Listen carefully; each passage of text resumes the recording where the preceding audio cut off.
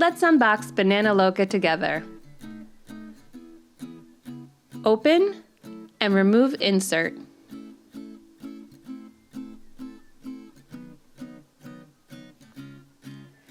Now let's check out all the parts. Cleaning brush,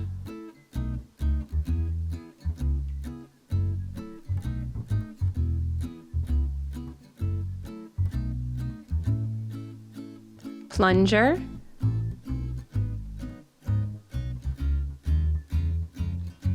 banana corer,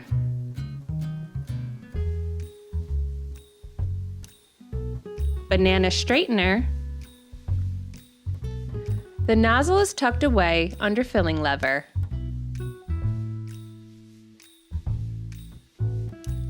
Cap. And finally the hopper. Now we're ready to assemble. Line up the notch to the notch on the hopper and combined. Then secure the cap just until snug. That's it. Now you're ready to go bananas.